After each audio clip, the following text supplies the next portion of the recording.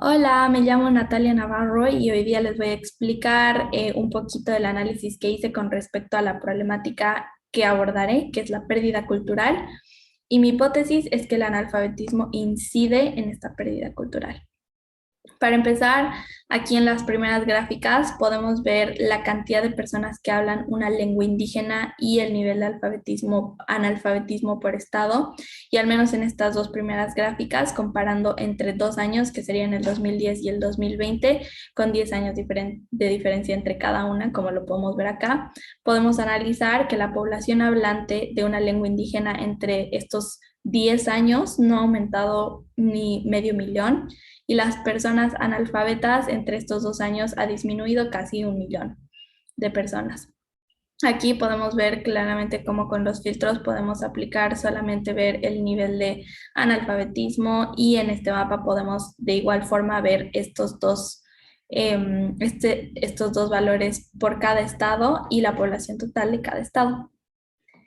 Esta segunda parte es para mí la más importante porque nos permite caer en inferencias en base a toda la información que nos muestra, empezando por el hecho de que en cierta medida los estados tienen,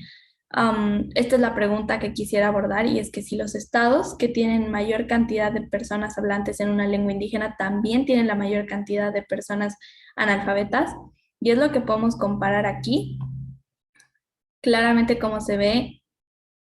Y para tomar un ejemplo más claro, Chiapas,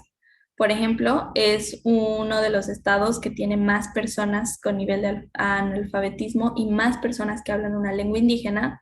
a su vez que los estados de aquí abajo son aquellos que tienen precisamente estos dos aspectos en menor proporción. Y si ponemos algo, por ejemplo, para comparar, podría ser precisamente Chiapas, y, por ejemplo, Nuevo León para crear una relación entre ambas variables, que es precisamente que podríamos comprobar en base solamente a este ejemplo que el estado de Chiapas, que tiene una mayor cantidad de personas analfabetas, también es coincidentemente el estado que tiene mayor porcentaje de poblaciones que hablan una lengua indígena, y estos dos aspectos son totalmente inversos en Nuevo León, en el que hay una menor cantidad de analfabetismo y una menor cantidad de personas que hablan una lengua indígena. Y finalmente, para concluir, antes de mostrarles cómo realicé la gráfica que según yo es más importante, que es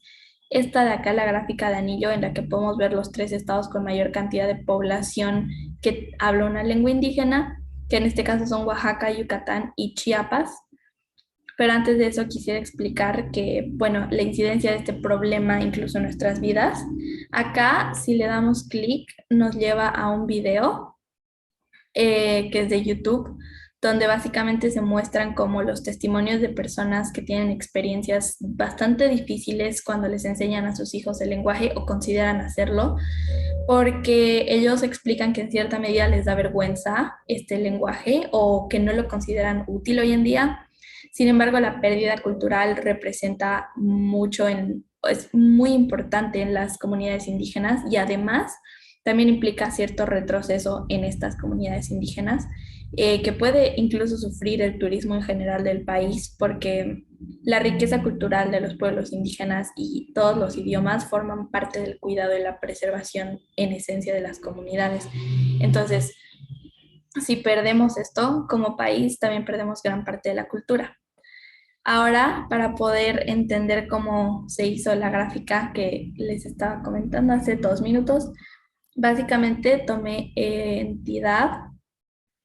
y la llevé a color, seleccioné todas las entidades.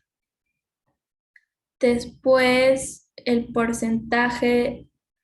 de población analfabeta y el porcentaje de población lengua indígena. Voy a mover esto un segundo. Apretamos en Show Me para que aparezca este círculo, y para hacerlo mucho más grande en Standard y Entire View.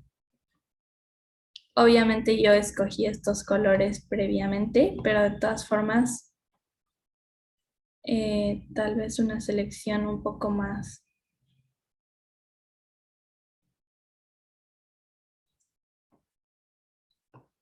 A mí me gusta mucho que se pueda ver precisamente, o sea, cuando le das clic, pero de todas formas sé que es mucho más útil cuando son menos entidades ponerle la T del Tecnológico de Monterrey, como solía decir la maestra. Y de todas formas, en Tooltip a veces es, o sea, me gustaba muchísimo más cuando solamente se veía la entidad más grande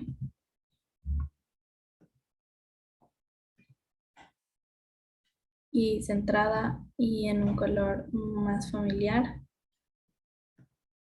más amigable y listo. Y bueno, básicamente eso es lo que hice. Siento que fue bastante útil y para terminar con la reflexión, me gustaría, a ver, dejaré de compartir. Ok. Para terminar, me gustaría hacer una reflexión acerca de lo útil que es esta herramienta para mí. Siento que nunca me había identificado tanto con una aplicación como para hacerlo a mi gusto y para hacerlo como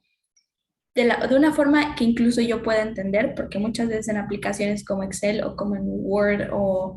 todo ese tipo de aplicaciones en las que incluso necesitas tener un código específico y bien memorizado, no es muy familiar, no se me facilita para nada. Y siento que el hecho de que lo pueda hacer enfrente de la cámara y así de sencillo me abre muchas puertas para poder analizar bases de datos que me sirven para hacer hipótesis, que me sirven para hacer conclusiones. Un claro ejemplo es esta, que sé que no es un problema tan relevante porque no afecta a una cantidad de personas extensa, pero de todas formas, el simple hecho de poder sacar una conclusión acerca de una base de datos que solamente tiene 2 años de comparación, me parece increíble y definitivamente lo voy a usar más adelante y definitivamente considero que es la herramienta más útil y sencilla de poder analizar este tipo de problemáticas. Entonces, siento que este curso, como